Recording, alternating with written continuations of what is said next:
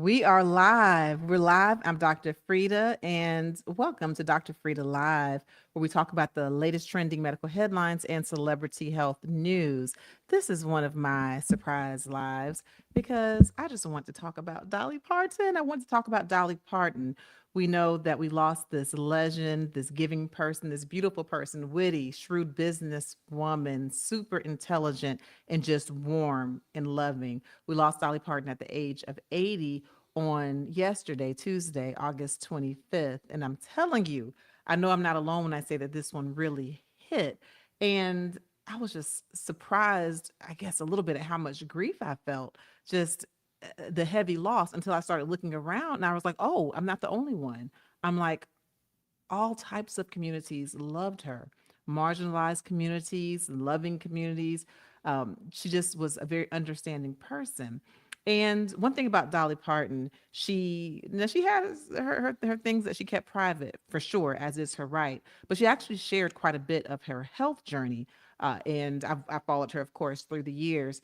And most recently, I've been following some of her health journeys. And we know that she was quite the awesome philanthropist.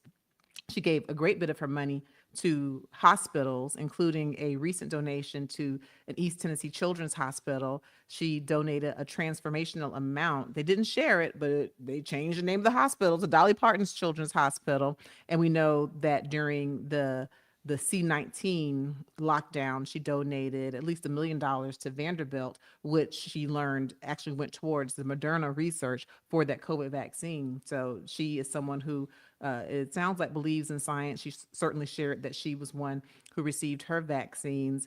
And we know that she was very pro LGBTQIA community, Black Lives Matters. Yeah, she spoke out against, she spoke out in favor of Black Lives Matter. Just really, she just believed in human rights and goodness. And so, what we're going to do today is we are going to honor her memory. And so I will be dropping a link and I'll have y'all to come up and call in if you just want to share just your favorite thing about Dolly Parton. And really from a health perspective, we're going to talk about cancer because we learned that she did pass away from cancer. To my knowledge, the specific type has not been revealed, and that's okay. But I do want to take just the very fact that her family and her team released that she passed away from cancer, and I want to take that for us to use that information in a way to make our lives better, give us our healthiest, happiest lives. And so let's just talk about cancer in general. Very importantly, cancer screening and cancer prevention. So today we're going to be talking about the cancer screening, age appropriate cancer screenings, and cancer preventions. We'll cover some of the big ones, specifically ones where screening is available. Again, I'm going to be dropping a link and we will have a live Q&A if you want to come up and ask a question about cancer screening. I'm talking from a primary care perspective as far as this conversation. So we won't be going into the woods of the treatments, but just the general cancer screenings and preventions. That's what we'll be talking about today. And for those of you who are new to me, I am Dr. Frita. I'm an MD. I'm a medical doctor. I have been quadruple board certified. So I'm a board certified nephrologist, meaning I'm a kidney doctor and a high blood pressure doctor. I have also been board certified in pediatrics after I completed my med peds residency at Georgetown. I am board certified in internal medicine. I am board certified in obesity medicine. And it is my pleasure, my joy, and my honor to share evidence-based medical information with you. And so today I'll put on my internist hat today and talking to you from a preventive point of view. And we'll be talking about, in honor of Dolly Parton, whose team shared that she passed away with cancer, we'll talk about age-appropriate cancer screenings. And again, I want you to come to the stage if you have any questions or if you want to share any of your journeys, is up to you. Or if you want to talk about some barriers, some reasons that perhaps you're not getting screened for cancer. And I encourage you to get screened, but we'll be able to talk it out if you have any questions for me or any concerns that you would like to share. Now, again, we deal with evidence-based medicine here, so I don't want any kind of conspiracy theories and all that kind of stuff. But if you have a genuine question and a genuine concern, then I'm more than happy to answer your question and perhaps give you some evidence or some reasonings behind why we do screenings the way that we do.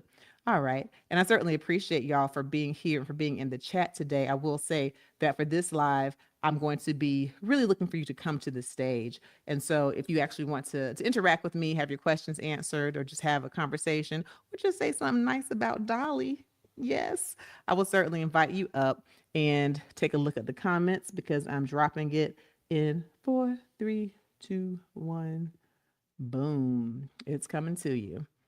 Okay, so if you click that link, then what you'll be able to do is it's going to ask you to enable your camera. It's going to ask you to enable your microphone. Don't be scared. Go ahead and enable both of those. But as soon as you enable those two things, then you will be able to very quickly disable the camera, but leave the microphone on. Okay. And so I won't be showing you today. And so it'll just be really a call in. Okay. So I'll be able to have you come up and I'll hear your voice. Okay. So you'll see that link. I hope I have it pinned. Y'all, you would think that I'd be able to figure these things out. Let's see. Do. It's definitely there though. You'll be able to see it. Yeah, you'll be able to see the link right there. All right. And yes, I do believe I have it pinned. Do I have it pinned? I got somebody's stuff pinned. What is that? Oh, she had a very sweet spirit. Hello there. And thank you for being here. All right. Y'all, let's talk about Dolly. Again, I am inviting you, welcoming you to come to the stage. If you have any questions, if you have any comments, just come on up to the stage. And yeah. Let's see. Give me just a moment here.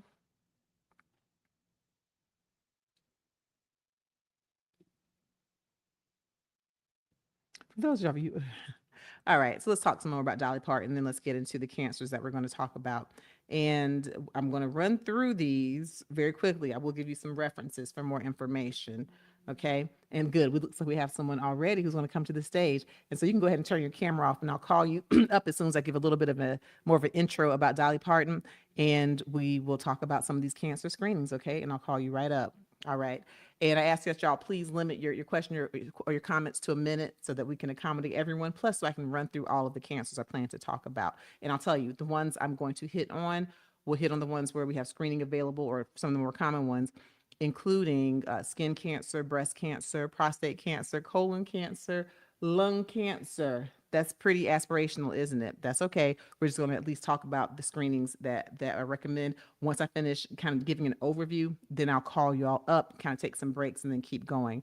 But as far as Dolly Parton, yes. So she definitely was a brilliant, beautiful woman, an icon. You know her from singing songs like 9 to 5, I Will Always Love You. You may have been introduced to I Will Always Love You by Whitney Houston, but honey, Dolly Parton wrote it. She sang it first. And ooh, did she make some money on those royalties? And of course, Jolene, which Beyonce did a remake of Jolene just recently. And we know that she had the Dolly Parton Foundation in her hometown in East Tennessee. There was a very big dropout rate. And so one of her motivations for starting the foundation was to encourage literacy and education in her small town. And reportedly, the dropout high school rate was 36% before her foundation started offering $500 to any child who graduated from high school from her area. Once she started that scholarship, it's reported that the dropout rate went from 35% to just 6%. She also founded the Imagination Library, of which she was very proud, and she donated over 300 million books worldwide. And she would give the books to children less than 5 every month. They would get a new book. And she was inspired to do that foundation because of her father, who could not read. So she was one of 12 children, I believe, grew up, very low income. And so it's just wonderful, right?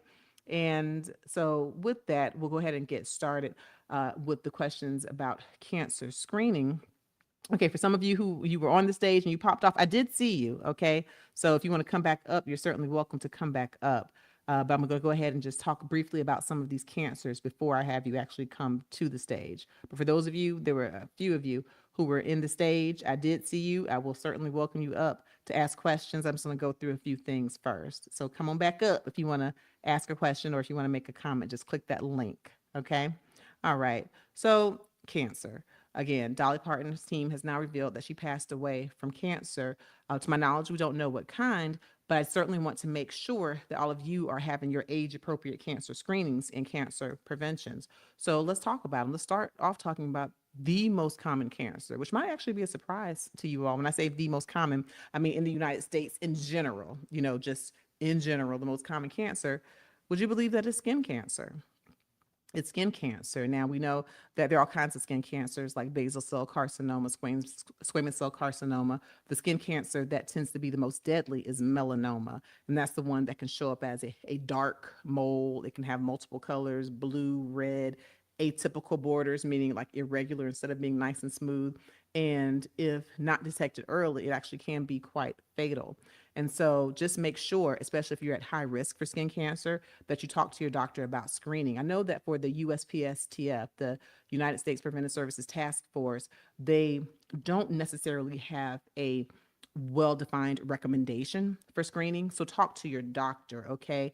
And also look at American Cancer Society. But in general, if you're someone who's at high risk, if you have very pale skin, that will put you at a higher risk. Also, if you're immunocompromised or if you're taking some immunosuppressant medications, that could put you at a high risk for skin cancer. If you get a lot of moles, okay, if you're someone with just different moles pop up on you, you're someone who should have a conversation with your doctor about it. And your doctor may recommend that you see a dermatologist where they look at you from head to toe, rooter to the tutor. And I mean every crack and cranny of your skin. And also, in order to prevent skin cancer, you want to make sure that you are using sunscreen. Everyone, it is recommended, should be using sunscreen. If you talk to dermatologists, they will certainly tell you, even if you are a melanated person, if you're a black person, brown person, still protect yourself with sunscreen, okay? So it's just skin cancer. That's just one of the ones, especially with it being the most common one.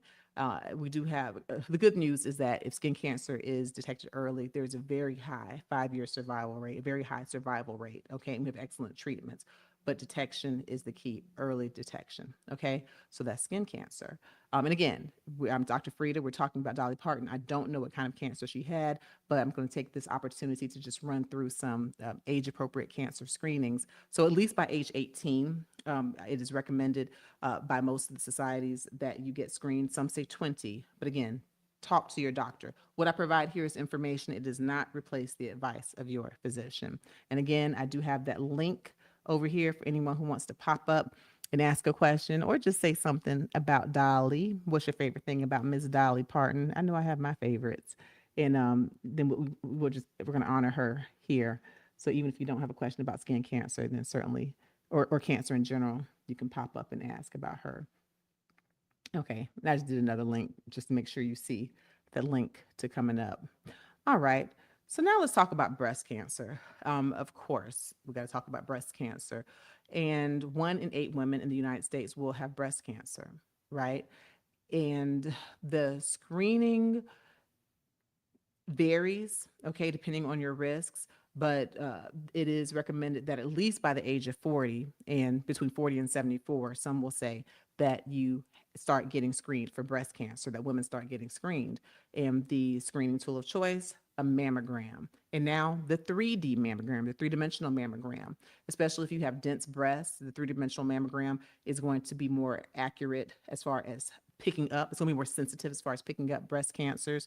And now, for a lot of the insurance companies, for a lot of the imaging centers, the 3D mammogram is the one that they're recommending. I know that when 3D mammograms first came out, then sometimes your insurance company might only cover the 2D and not the 3D. You might have to pay more. But now more of the 3Ds are being covered. But listen, even if you are in a place where they say, oh, we're not going to cover the 3D, you would have to pay out of pocket for that.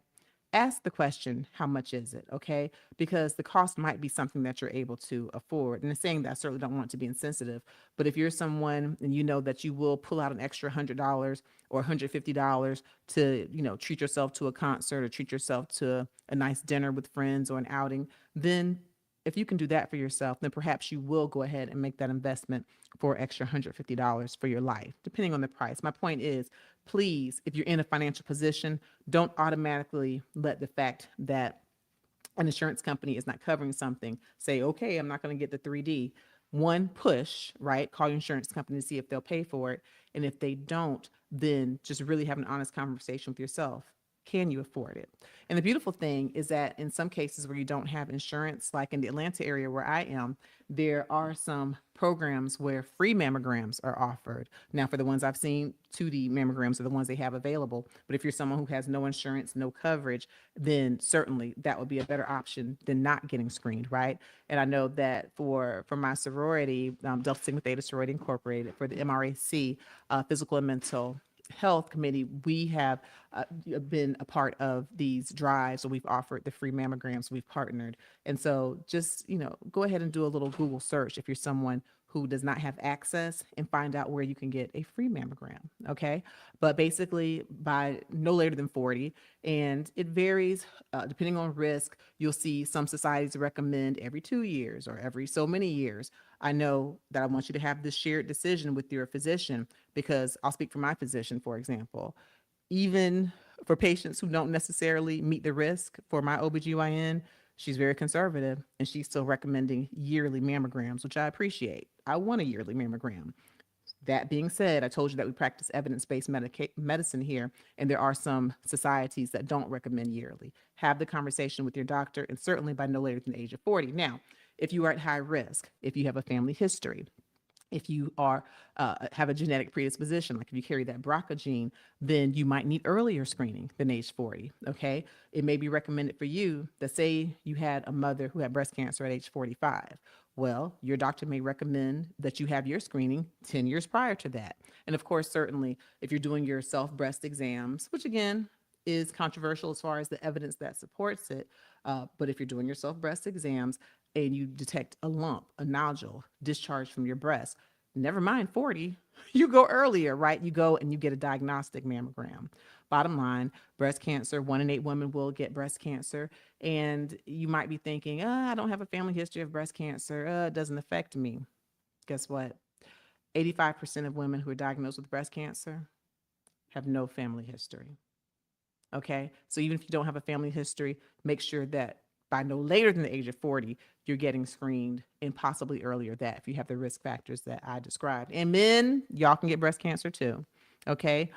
So just make sure you're paying attention to yourself, looking at your nipple, if there's any discharge, if there's any change in size, if the nipple looks kind of eczematous or like lizard skin or scaly, if the skin on your breast or chest starts to look like an orange, pubic orange.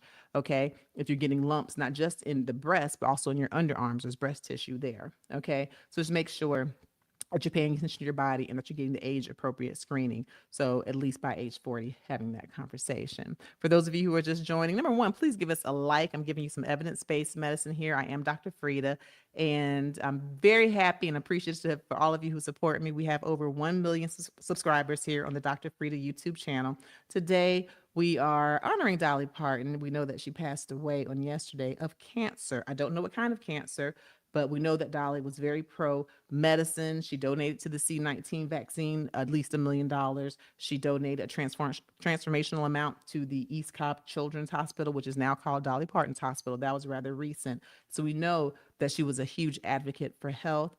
And because her family shared that she passed away of cancer, I don't know what kind, I at least want to come up and share some of my knowledge just as far as age appropriate cancer screenings. And if you're listening to the sound of my voice, please make sure that you like and share this video with someone who you think might not be keeping up with their cancer screenings, okay? Just to make sure, right? Just to make sure. Because one thing about it, if a death is preventable, I certainly want to prevent it, right?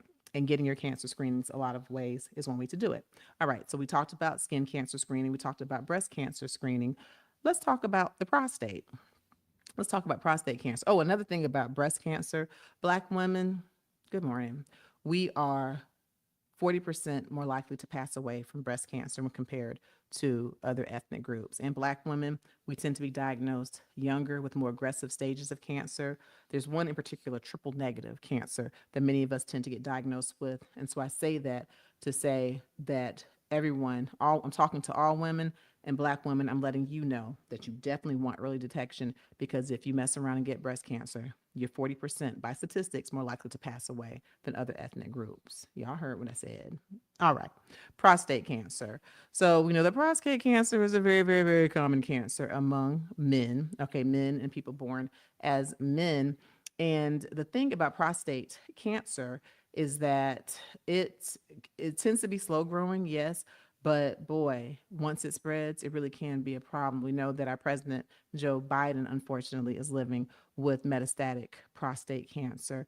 And so, as I talk to you, I definitely want to make sure, to my men and people born as men, I want you to make sure that you get screened for it. The tricky thing is that, again, this is one of those shared decision making conversations for you to have with your doctor.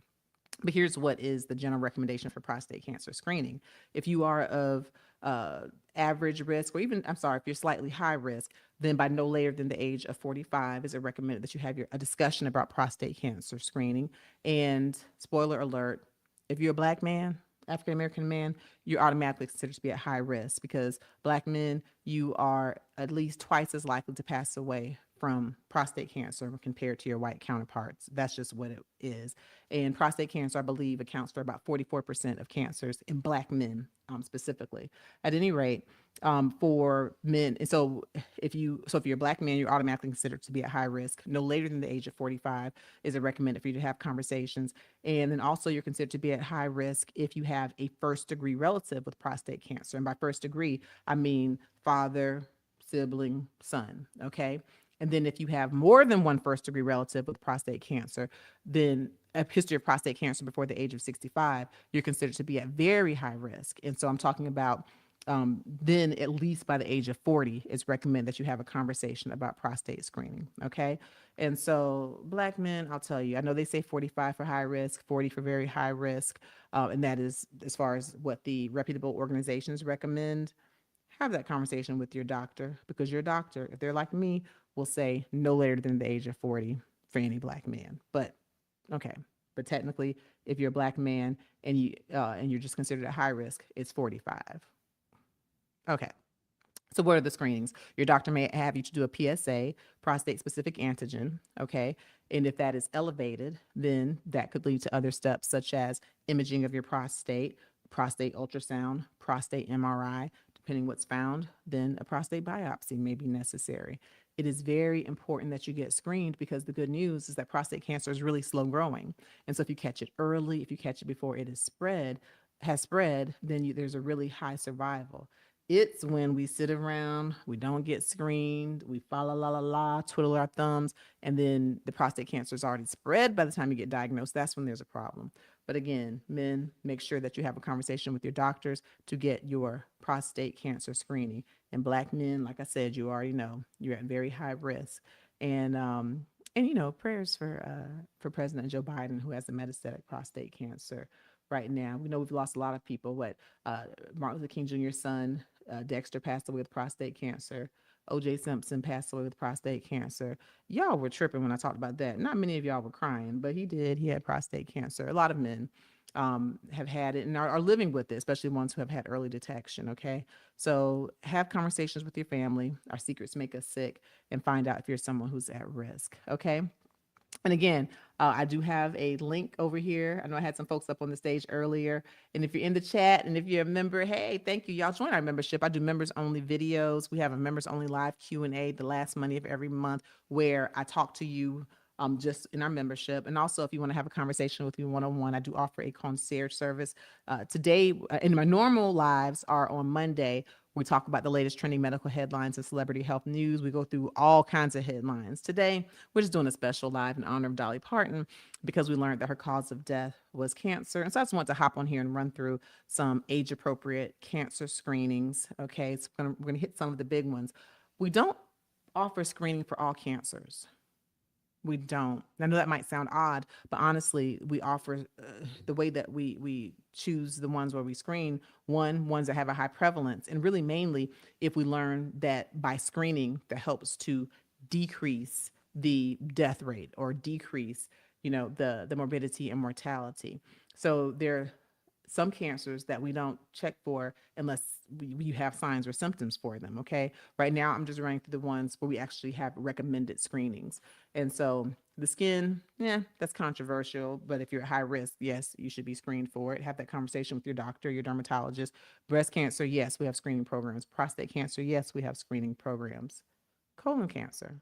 Let's talk about colon cancer. Y'all, please be sure to give us a like, share this video because I want to put a bug in your loved one's ears if they have not had themselves screened for cancer, if they're a little nervous about it. I just want them to have the conversation with their doctors. And listen, there are all kind of things that could take us out. So if there's something you can prevent, don't you think you should? I do. Get your age appropriate cancer screening. Okay, let's talk about colon cancer. We definitely do have colon cancer screening recommendations. And that number has changed even since I started training. It used to be age 50. That's when it was recommended to have your screening colonoscopy. Now, if you're at average risk, it's recommended that you have your initial screening by the age of 45. Okay? So if you're sitting up here and you know good and doggone where you're 45 and you think you're cruising and grooving, oh, I don't have a family history of colon cancer. Talk to your doctor. Average risk by age 45, it's recommended that you get colon cancer screening. And what's the colon cancer screening? Well, there are different types. The colonoscopy certainly has been the gold standard, and that's when a camera in a tube is placed in your nether regions. Okay, it goes through the anus, rectum, and it looks through all of the colon and gets a pretty nice coverage. And they take pictures, and if they see a polyp or something that is perhaps worrisome, they can biopsy it and see if there's any precancer, cancer, things of that nature. And of course, for the colonoscopy, it requires a prep. A lot of musty. It requires that you drink this, like some people use Go Lightly or just other solutions, but basically you got to clean that colon. And listen, if you're preparing for your colonoscopy, don't be cute or think you can like not follow directions. If they say just have liquid diet 24 hours before or avoid certain foods, follow the directions to the T. Because if you show up and that camera goes in and you're not properly cleaned and they see that the walls of your colon have things on them, they will stop the procedure and send you on your merry way. And so you've wasted your time, their time, everybody's time and money. So follow the instructions. But basically, yes, by the age of 45, have this conversation with your doctor. We recommend that you get your routine screening. So yes, colonoscopy. I know when I was in training, they talked about sigmoidoscopies, but that's just looking at the sigmoid, right? Just looking at one portion of the colon, right? The descending, the sigmoid colon. So I'm like, why would I want a screening with just a part of my colon looked at? That's like getting a mammogram and just saying, hey, just check one breast. That's my thought. So colonoscopy definitely preferred over a sigmoidoscopy. Is a sigmoidoscopy better than nothing? Perhaps, but get a colonoscopy. But we also do have some DNA tests, right? You've heard of Cologuard, that type of thing, where you can do a stool sample and they can screen to see if you have any signs of colon cancer. Again, that's not for everyone. Okay. And then the screening frequency is going to change if you do choose to do the DNA test.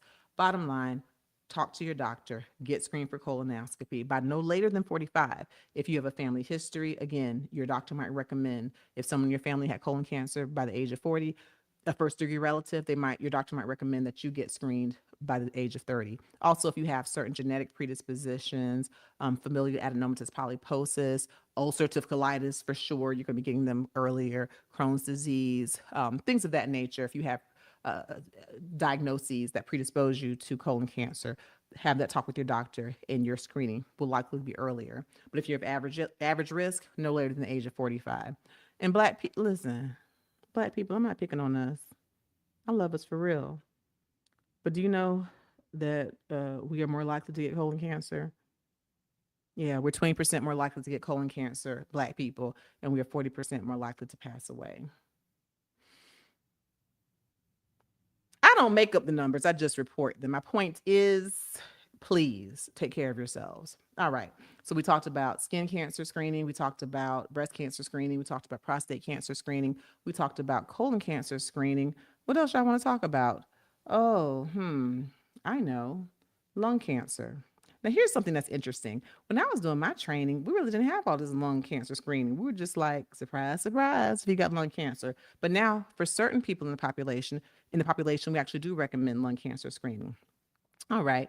For those of you who are just joining, I am Dr. Frita. I am an MD. I'm a medical doctor who's been quadruple board certified. I am a board certified nephrologist, meaning I'm a kidney doctor. I'm a high blood pressure doctor. And today we're talking about age appropriate cancer screenings in honor of Dolly Parton, who we lost. She passed away on yesterday, and her team and her family shared that she passed away with cancer. I don't know what kind of cancer, but I did want to just pop on here.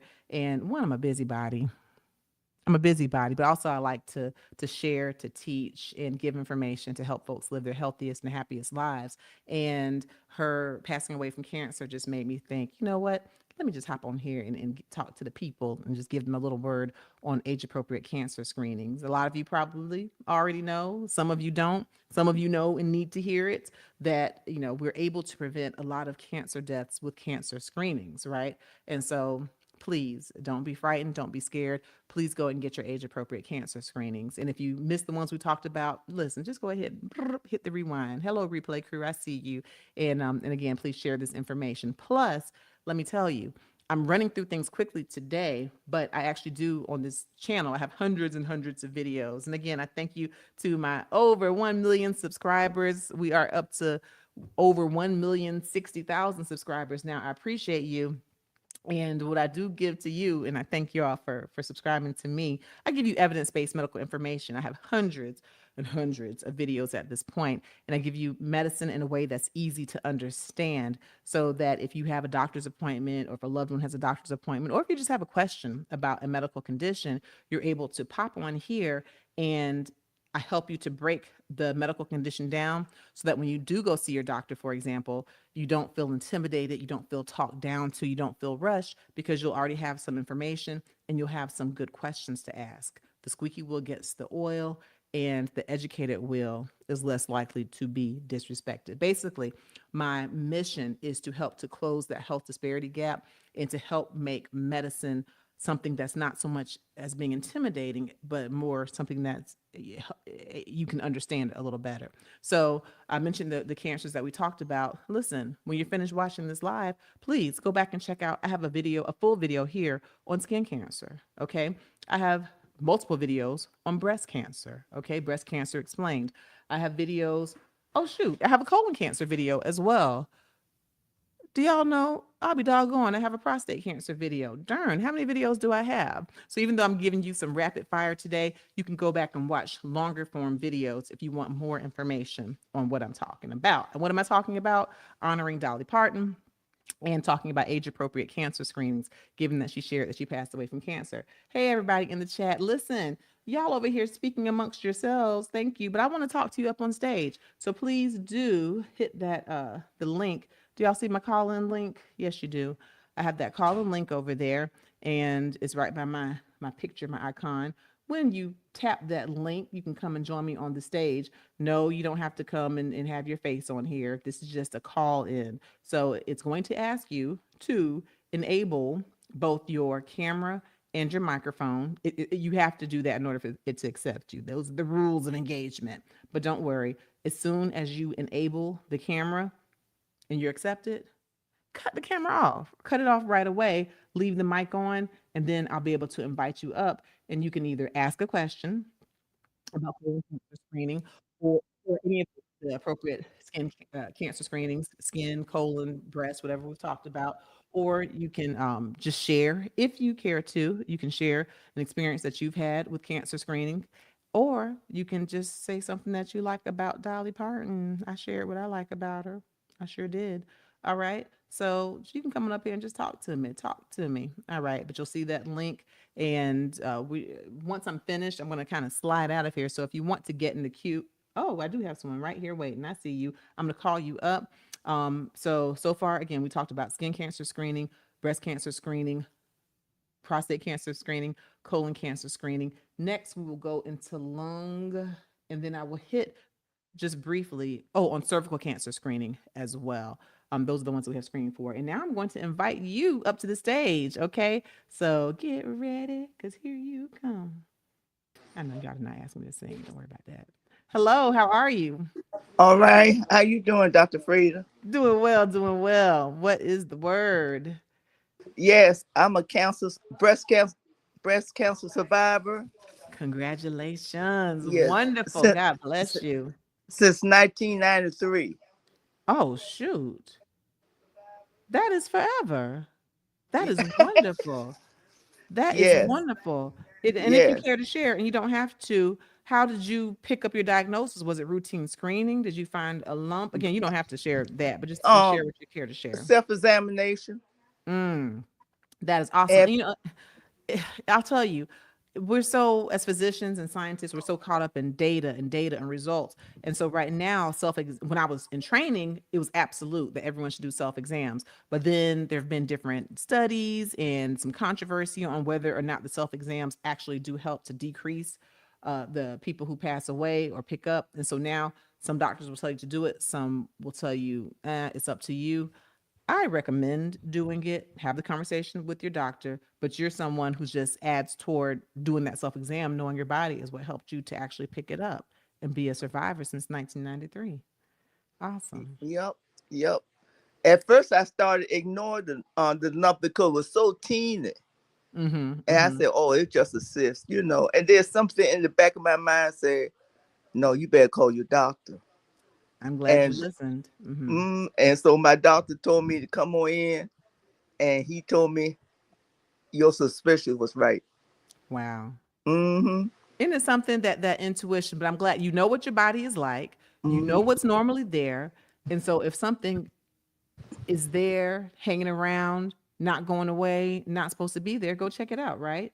Yep. And sure, if it's a cyst, let the doctor tell you it's a cyst, right? If it's no big deal, let the doctor tell you. Don't try to diagnose yourself. Well, I'm very grateful, one, for you coming up to the stage, and especially for you being here, for you being a survivor and sharing your story, because I know And I'm one somebody of is your going to hear it. subscribers.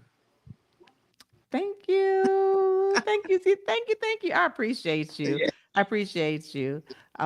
So let's see, what's today? Today is Wednesday. You know, we're gonna do our regular Yep. Mondays at noon Eastern Standard Time, where we run through all the headlines. But today we're just focusing really on Dolly Parton, honoring her. We know she passed away from cancer.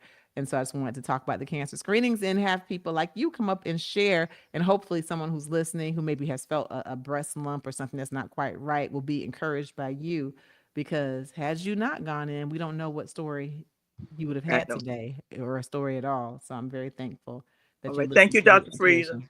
Thank you. All right. You take care. All right. All right, I appreciate that. All right, so for anyone else who wants to come up, share a cancer story, or ask a question about age-appropriate cancer screening, I'm Dr. Frida. We're doing a live Q&A and commenting, honoring Dolly Parton, who passed away from cancer. So we're just talking about age-appropriate cancer screenings today. And so you can come up, share a cancer story, ask a question about age-appropriate cancer screening, prevention, or just say what you like about Dolly Parton, about Dolly Parton. Okay, so now let me go ahead and talk a little bit more about some of the cancers before we head out of here. Oh shoot. Okay, let me hurry up. All right. So I talked about skin, I talked about breast cancer, I talked about prostate cancer, colon cancer. Let's talk about lung cancer. Now, the lung cancer one is interesting because again, when I was in training, look, we didn't have any routine lung cancer screenings. We sure didn't. But now we do. So if you are a cigarette smoker, okay, if you are a cigarette smoker with a 20-pack year history, then it's actually now recommended that you be screened for cancer, certain people, and I'll tell you who. So if you have a 20-pack history, what do I mean by that? If you smoke a pack of cigarettes for 20 years, okay, at least 20 years, or say then that's a 20-pack year history. Okay, one pack a day times 20 years, that's a 20-pack year history. Or say you smoke two packs a day, two packs a day times 10 years, two times 10, that's a 20-year history. You get me? You picking up what I'm putting down? So if you have that history of smoking cigarettes, and you are between the ages of 50 and 80 years old, or even let's just say you quit smoking. If you smoked within the past 15 years, then you have a 20-pack year history, smoke within the last 15 years, and you have a 20-pack year history of smoking, then we do recommend that you get screened for lung cancer. What is the screening? A low dose CT scan. And I got some more statistics before I call. Hey, I see you down there. Wait, stay here. Stay with me. Stay with me. Let's keep you. Some of y'all are popping. There you are. Okay. Oh, it has you where you're not connected. Listen. Okay, you're here. I'm about to call you up. I'm about to call you up. Stay here. Let's see. Are you wanting to come back up? Let's see. I'm gonna. If you want to come back up, then come back up. But y'all see what I just did. All right. So the smoking. So yeah, so if you have a 20-pack year history between ages of 50 and 80. And even if you quit smoking, if you smoked within the last 15 years, still it's recommended that you get an annual low dose CT scan of your chest to screen for lung cancer. Oh, lung cancer. That is the number one cause of cancer death. And wait till you hear this statistic. Okay, you're not going to like it. Lung cancer actually has a very high incidence in Black men in particular. Black men are 15% more likely to get lung cancer when compared to other ethnic groups, Black men specifically. And what's crazy about the screening that I just mentioned is that uh, sometimes for Black men, even if they don't smoke that much, if they didn't smoke the 20 pack year history, if they didn't smoke as long, they might get diagnosed or might develop lung cancer at younger ages. I don't know why. And we can go into that conversation probably on another live. Yes, because we talk sometimes about socioeconomic disparities, things of that nature. But for some of these cancers, like take breast cancer, for example, even for women who have, pretty high socioeconomic status, who have health insurance, who have access, sometimes for Black women, you just get that triple negative cancer and it's just more difficult to treat. So it's kind of a bum deal. But I will say, Black people are not at a higher risk in general for skin cancer. Small victories. But when it comes to lung cancer, if you're a cigarette smoker, if you've been smoking for 20 years, or even if you've just been smoking for 10 years, but 2 packs a day, and you're between the ages of 50 and 80, talk to your doctor, okay? Because it's recommended that you get screened. And I believe, Rob Bass. Y'all know Rob Bass. It takes two to make a, it takes two. He passed away with lung cancer, if I'm not mistaken. Yeah. Yep. So lung cancer is another one of those. Okay. So I think we've hit the major ones. I talked about skin cancer prevention, breast cancer screening, prostate cancer screening, colon cancer screening, and now lung cancer screening. I think we're going to wrap on up with cervical cancer screening. Yeah, we'll wrap on up with cervical cancer screening, and then I think we've hit on all of the major cancers that we do have that we do have screening for. Cervical is going to be a bit of a different one because it is the only cancer, at least at this point. Child research is changing every day. At this point, in this moment, it's the only cancer that has an FDA approved prevention via vaccine. What do I mean? I'll tell you. Okay, let's talk about cervical cancer. Oh, shoot. I see someone else here. Listen, before I get into cervical cancer, real quickly, I'll call you up on the stage. I'll talk about cervical cancer and then we'll slide out of here. Y'all, please make sure you give us a like and very importantly, share this video. I'm telling you, there's someone in your life who looks like they have it all going on. They're on top of everything. They take care of their mama, their husband, their kids. They're on top of the work at job. They're the top of their job, wearing power suits. They look like they have it all going on, but they have not had their age appropriate cancer screenings. So send this to your loved ones, okay? And make sure that they're up to date. All right, so I'm gonna call you up to ask your question or to make your comment, and then I will finish up by talking about cervical cancer. All right, so get ready, get ready. I'm about to call you up to the stage. Hello, hello. Can you hear me? Yes, I can. Can you hear me? Hi. I hear you very Hi, well. Welcome. thank you. I have a question regarding kidneys. Okay. So I get a CDC done every year, Okay.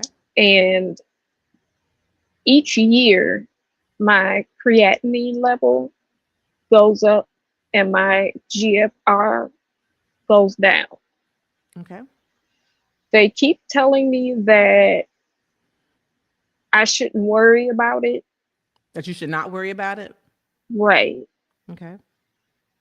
That there's nothing wrong with my kidneys, but I'm like, but according to, you know, my results, there has to be something wrong. So would that be like a stage one? Okay. So, first of all, I applaud you for advocating for yourself and not just always accepting without asking questions. It's okay to accept, but asking questions and being clear is most important. So, Right. if your creatinine is going up and the EGFR is going down, uh, there's a possibility that you're still in quote unquote normal range, but still that trend is concerning, right? because Right. if you're going Be- down, down, down with kidney function, you don't want to sit and wait until it gets to a place that is Right, because worrisome. the creatinine is 1.22. Okay. Do you remember the EGFR, if you care to share? The GFR is 54. Okay. So again, what I share here is informational. It doesn't replace the advice of your physician, but I am going to Mhm. share with you evidence-based medicine, and what I'm going to tell you is standard of care. Okay, and you Okay. can hang your hat. Oh, let me also let you know Mm-hmm. I do have, a couple of medical issues. Okay. So I take a lot of medication. Okay. Okay. Um, Over the past couple of weeks, though, I have cut out certain medications that I don't think I need to take. And I've been feeling better. Um, and I know that with some of the medications, they get filtered through the kidneys. Um, but because, like I said, I mean, it's like 13 to 15 medications that they wanted me on, and I'm taking now like six. Okay. Listen, I want you to do this. If you have a pen or paper or some note that you can type, I want you to write a couple of things down. Um, Okay. just so one thing, if you're changing medicine or stopping medication, it is my recommendation that you only do so under the supervision of your physician. Okay. Right. And if the physician is someone, if you don't trust what they're saying, that means it's the wrong physician for you. Okay. Right. Because for you to have the best health, I need you to have a physician you trust enough where you can push back, go back and forth, but where you don't feel like you have to make decisions for yourself. So that's number one, Okay. making sure you have a doctor you trust, starting that there, primary care doctor. Hmm. Two, I'm going to hit a few things. And again, this is general information. It doesn't replace what your doctor is telling you, but what I'm telling you is standard of care. And again, as Hmm. I'm sure you heard, I am a board certified kidney doctor, I'm a board certified Hmm. nephrologist. So I do take care of patients. You asked me about the stage of your kidneys. There are 5 stages of kidney disease, CKD, Hmm. chronic kidney disease. One is the best, where it's essentially normal kidney function. 5 is where one is eligible for dialysis. Okay. If that EGFR you described, the 54, if Hmm. that's your true baseline, if that's a true reflection of your kidney function, Hmm. then already it's stage 3. Now, when I say that, I don't know if you were dehydrated that day or if you had a leave or Advil. I don't want you to answer the question, but I'm just saying Hmm. there's a possibility that it could have been a fluctuation. But if Right. that 54 is your true kidney function, if it's a true reflection of your kidney function, then EGFRs that are between 30 and 59 are stage 3. So that would be stage 3A. And at that stage, it is standard of care for someone to be referred to a kidney doctor. Okay. So talk to your primary doctor, and they might Hmm. suggest a repeat. And if that EGFR is less than 60, then it is standard of care for you to be referred to a kidney doctor. Okay. Okay. So in your notes, ask about a repeat or if this is your true stage. Yeah. And then your I kidney see doctor, her Friday, so good. Okay. that so. The other thing I want you to, oh, I hope you can still hear me. Are you still here? You're still here. Okay. I see you. Okay. Oh, hello. I don't hear I you. can I hope you hear can it. still hear me. Oh, I hear you now. Okay. But I want you, but Okay. I'm gonna have to just run through. So I really just want you Oh, to I'm just to sorry. I didn't hear you. okay, okay. So I said so the number one thing, if it's less than 60, your EGFR, then it's standard of care for you to be referred to a kidney Hmm. doctor. I also want you, after you finish this live, to check out my video, CKD stages. You just go in the search bar, Dr. Frita CKD stages. There you'll really be able to see where I break things down. The other I thing think I've you talked seen about. it. Okay, good deal. You talked about medications. Again, I don't want you stopping things unless it's under the supervision of your physician you trust. But I have a video, 9 medications and drugs that are harmful to your kidneys. So at least that can be, if you watch that video, 9 medications and drugs that are harmful to your kidneys. They're not harmful to everybody's kidneys. It's a nuanced Right. conversation. So I don't want you to watch it and go throw out the medicine cabinet, but at least it's food for thought and for something for you to talk to your doctor about on Friday. Like, hey, I stopped this one, I stopped that one. Make sure you talk to your doctor about those. So that's another thing. Hmm. Also, ask your doctor about water drinking. For most patients, assuming, if you don't have a fluid restriction, 2 to 3 liters. like drinking 4 to 6 16-ounce bottles of water. That's not for Yeah, everyone. that's my problem. Water drinking. I drink liquids throughout the day, Mm-hmm. but when it comes to water, I can get in like 40 ounces. Mm-hmm.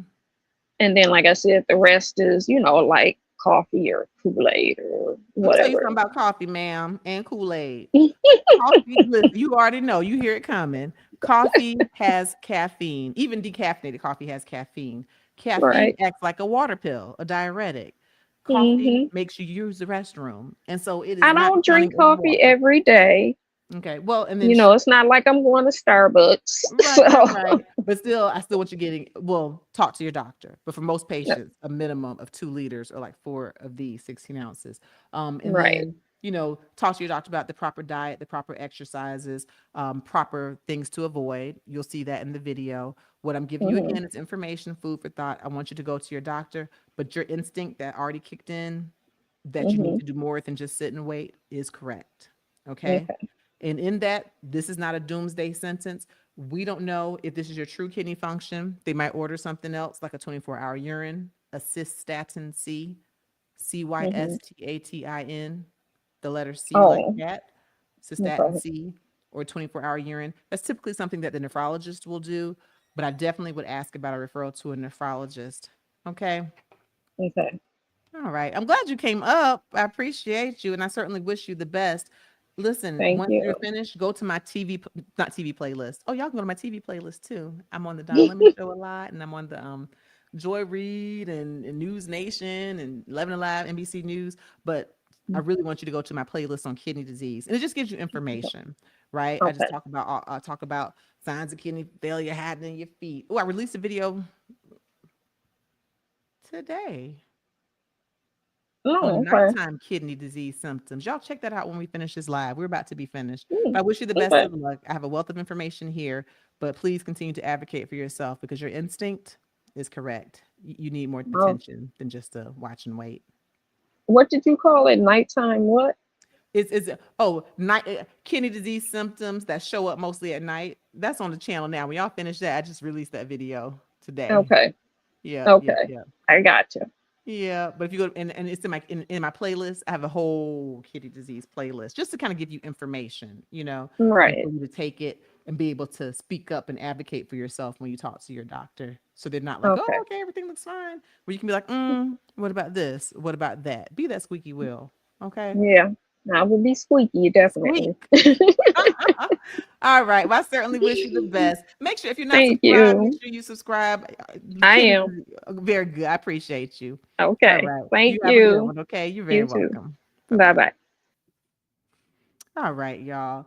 So, so you listen. All right, y'all already know. For those of you who've been watching my pop-up lives, regardless of the topic, I'm always gonna stop and answer a kidney question. Okay, kidney and high blood pressure. High blood pressure. Make sure you check out my book, Under Pressure: A Guide to Controlling High Blood Pressure.